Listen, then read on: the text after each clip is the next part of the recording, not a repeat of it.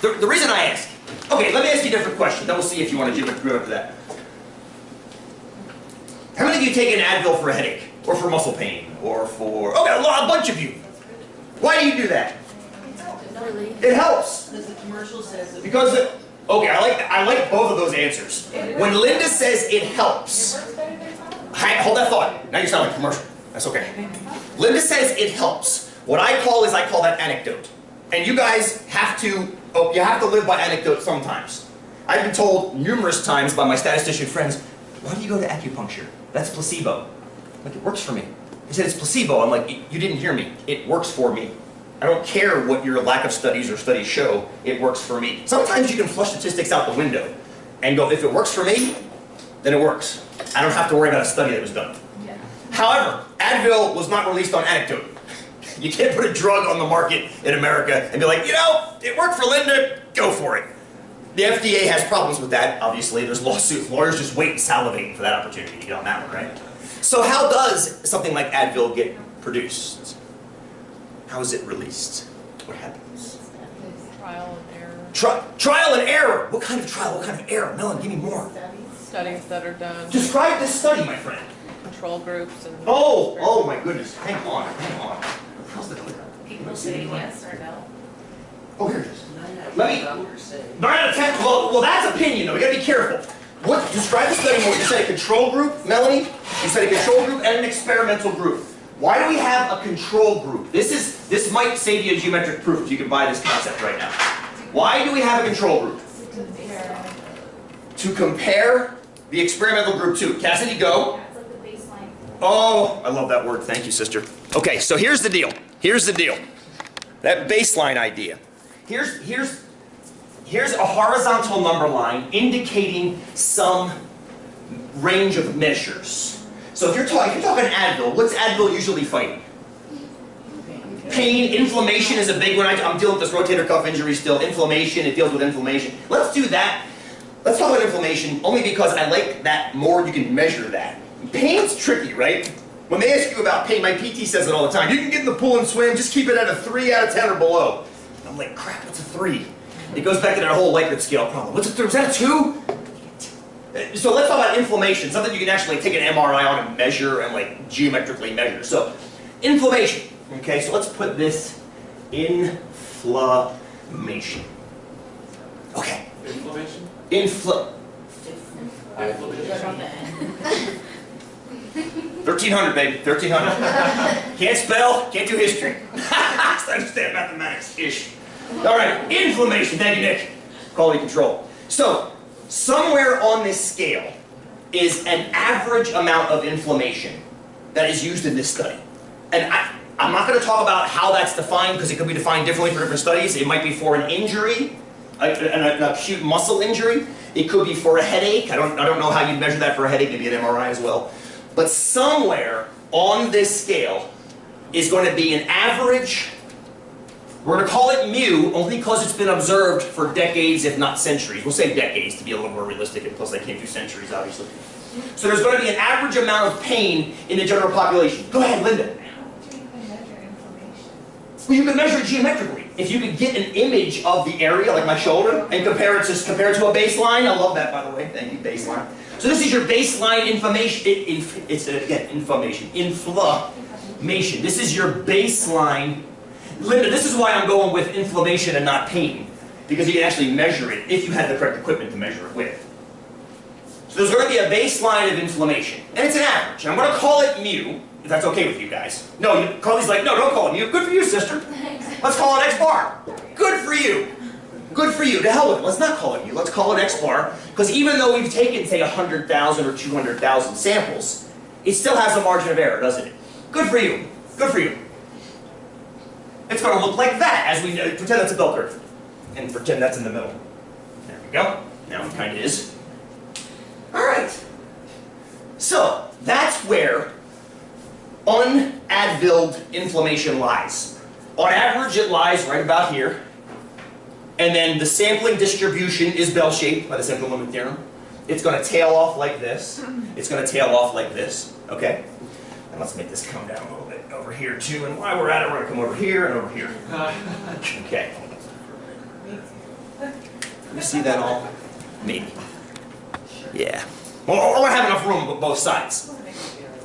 Now let's suppose drug manufacturers, they go into their laboratories and they want to make a medicine that, if you will, aids with the reduction of inflammation. Fair enough? And suppose they conduct a large-scale study, and they come up with an average. This is drug 1. That lands right there on this scale. On this scale. Fair enough? Fair enough. Do you let's make it more clear. Let's make it more clear. Let's put it closer to this one. There. There. Put it there.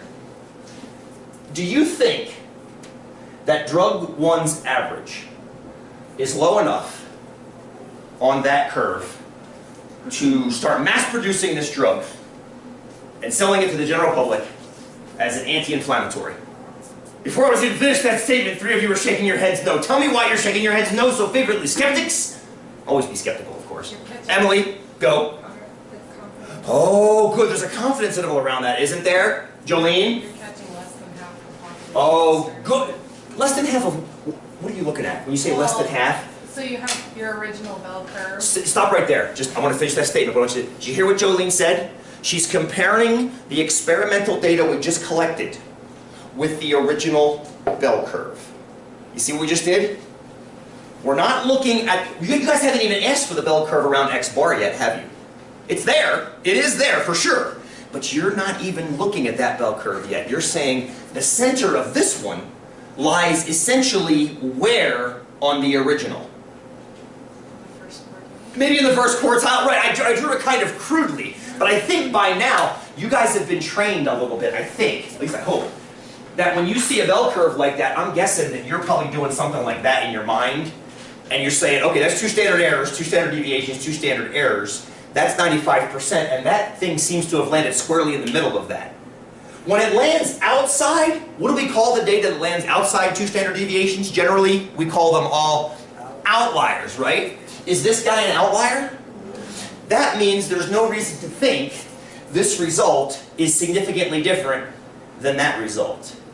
Which means, even though we've lowered, on average, in our sample, it hasn't been lowered low enough to go, oh wait a minute, this might be significantly lowering inflammation, and maybe we should now mass produce this. Or better yet, do another study and see if it happens again. Of course, better yet. Does that make sense? Ish. So what you want is, when you're making drugs, or you're making physical therapy procedures, you're developing physical therapy procedures, you want outliers. You want the results to fall outside typical. That's what a contradiction is. You go into the study with this bell curve, which is the status quo, I love the word baseline, Cassidy, the status quo baseline curve. And then you throw your experimental measure onto that, and you see where the sample group that got that measure lands.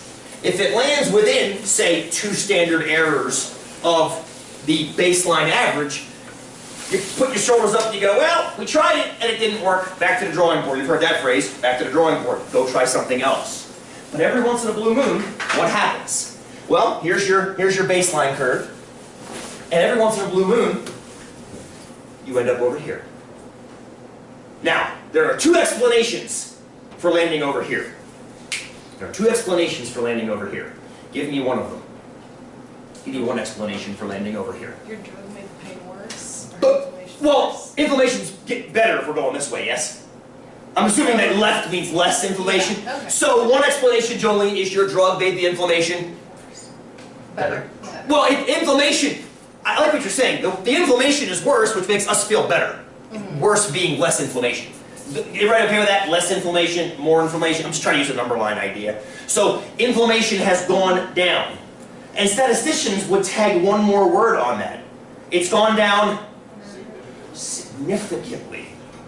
This went down, but it went down insignificantly. This fell so far down. One explanation is that our drug knocked down inflammation significantly. That's one explanation. What's another explanation? And I'm going to preface this by saying it's why we always talk about replicating studies. It's why we always talk about replicating studies. Veronica, go ahead. Could be a bad study. It could be a bad study. It could be due to non-sampling error from your project. It could be Harrison Ford and the Fugitive. It could be those people.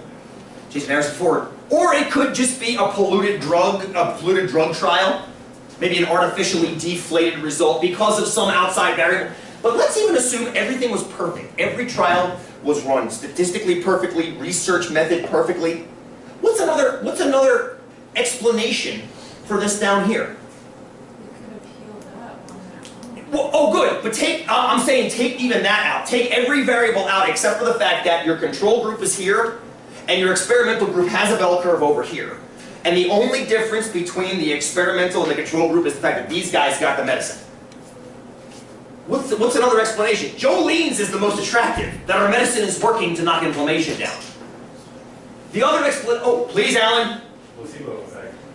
Oh, good! I wasn't even thinking about that. I would call that a variable to ignore in this case. I'm not saying you ignore it in general. I'm saying in this case, I'm looking for a statistical reason, Okay. not an experimental reason. I love that, by the way. Thank you. Placebo effect, just getting it. But hopefully we've controlled for that. How? The original groups. When you split the two groups, control and experimental, we hopefully double-blinded the study. Meaning, what's a blinded study?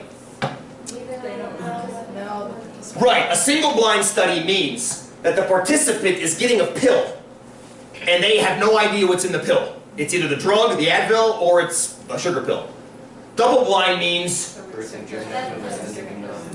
handing them the pill doesn't know either.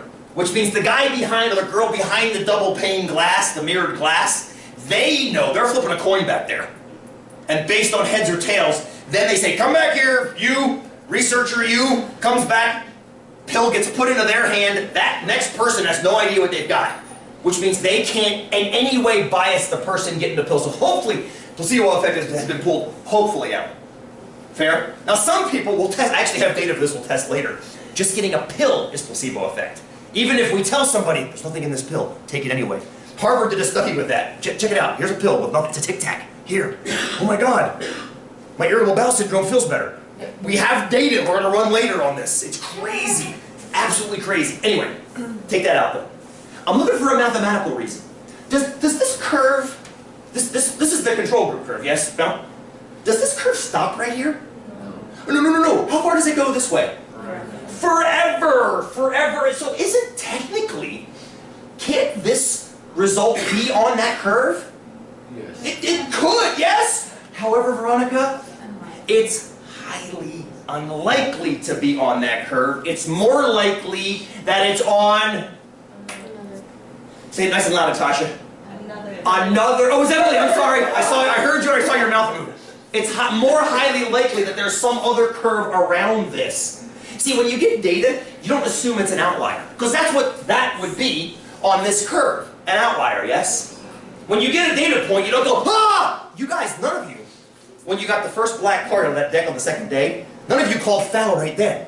Because you don't assume the data you're getting is an outlier until you see a repetition of unusual so much that you then believe it's an outlier, yes? So nobody's going to see this and go like, ah, it's weird on this curve. Because you're going to throw it off of that curve and put it onto another curve. Does that make sense? That's a proof by contradiction. You go into the study, I'm going to get your question in a second, Veronica, I promise you. You go into the study assuming you're on this curve. You collect data and see where you land. If you land over here, you have, if you will, contradicted this curve. And therefore it's more likely to assume there's some other curve somewhere else. Is that somewhat feasible? Good. That's the big idea. Today is all about the nuts and bolts of that. Make sure you understand what the terms are that are associated with that. Because there are statistical terms that are associated with that curve, with that result, with the probability of that result, things like that that come up in the research. I want to make sure we get through that today. And it's going to take us into Tuesday. This is not a one-day thing or even a half-day thing. It's a 1.5 day to 2 day thing. Veronica, go. So would it depend on the number of participants as well, if that could be possible? Like if we had a small number of participants, would that be possible, more likely on that same? Are you hearing this over here? This is so huge. Yes. And this brings up one of the most important, I think, misconceptions in statistics. You can make any result statistically significant if you have a large enough sample. Hey, back to this over here. When I asked, do you think drug number 1 here, drug number 1 is significantly different than the placebo or the control group? And you all said what? No, it's not, right? Let me ask you another question. Suppose we sampled some more folks. Say we sampled 4 times as many folks, which would have the effect of shrinking the standard error by half. 4 times as many shrinks the standard error by half. And now the curve looks like this. Would you think that's a significant result now? Well, now it appears to land outside the 2 standard errors because the standard error, the margin of error, shrinks in, yes? Now your margin of error is going to be like there. But here's the math versus stat part. The distance between these two hasn't changed, has it? If that was, say, 5% before, it's still 5% now. It's that a 5% difference over more trials becomes significant by the definition of margin of error because margin of error has to shrink. Remember the elite class versus the Muslim class? When they gave me the percentages, they said 47, 52, they're different. And I said, they're not necessarily different. And we started increasing the sample size, and the margins of error kept shrinking until they didn't touch anymore. As soon as we got to 2000, they didn't touch anymore. We said there was a difference. So yes, the answer to your question is yes. Statistically, this is significant. Practically, I can't argue that. I don't know enough about physiology and pain and inflammation to know if it's practically significant. It's statistically significant, though, because it's outside of that 95% margin of error area. Great question. And one of the most, I think, misunderstood topics in statistics. You can make any numerical difference significant if you sample enough and the difference is maintained. You can make a half a percentage point look significant if you sample 10,000 people or 20,000 people and get good data back. That doesn't mean it's actually statistically, or that doesn't mean it's meaningfully significant or practically significant. It means it's statistically significant. Guy, you okay? Yeah. Okay, go ahead, ask me that question. I'm just wondering, is there a certain number of studies that have to be replicated before they can release and say? It depends on, yes. Well, yes and no, okay? So, remember how I said I'd rather have 5 good data points than 500 crappy ones? I'd rather see 2 studies replicated properly than 100 studies replicated poorly. And what I see more and more, I'm talking to you statisticians out there, what I see more and more in the journals nowadays are collections of old studies put together into one, like a meta-analysis of statistical studies, with no concern whatsoever if the methodologies used are the same in each study. In order to replicate a study, you have to do it the exact same way, with the exact same controls. And very often, I think it's the part of this publish or perish mentality in the world, you have to publish or you lose your job. People will publish anything. Oh my goodness, I'm sorry. It's making you sick. I made me sick too. It's exciting. They publish anything to get published when what's coming out is essentially meaningless dribble. In some cases. Some of these are going to be overturned with replication. I read an article not that long ago, said that the truth wears out. It was in the New Yorker magazine, the truth wears out. And they made a claim that in this whatever year it was, a number of statistical studies had been overturned. Well, hell, I hope so. I hope they are. Because remember, one of the explanations for this outlier? One of the explanations for this outlier is that it's only at 95% confidence. That means 95% of the time, we're going to get close to the average that it should be close to, and the other 5% of the time are going to be outside of that, yes? That means it's possible this is one of those 5%, and they got published without replication.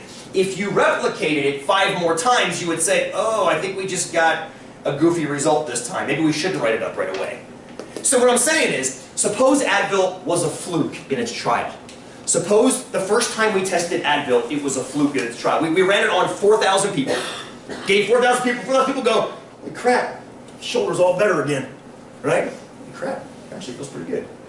Unrelated, pretty stoked about that. But then, suppose it got replicated. The next trial, landed here. The next trial landed here. The next trial landed here. The next trial landed here. The next trial landed here, and here, and here, and here, and here, and maybe one down here, yes? You see what's happening? Maybe we got the outlier. Now, I said you don't expect an outlier. When you get data back, you assume it's close to average. But assuming it's close to average is only right what percent of the time? Roughly? 95%. Nothing says you might not get the outlier first. But like the argument that nothing says you can't get 5 black cards in a fair deck first, you don't believe that, right? You believe there's something weird with that. That's why you don't assume an outlier. But you have to admit that it can happen. And if you publish thousands of journals every year, in 5% of those, that's what you're seeing, unless they're replicated, which is a lot of journals getting recalled. So when I read the article, I was like, duh. Of course it wears out, because it's not truth, it's statistics. Right? It's statistics. I'm not trying to offer an interpretation, I'm just looking at the mathematics. Good. Thank you. Let's take 5. Let's get in nuts and bolts after the break. Ask your questions and grading things. Let's figure that out too. I think I can make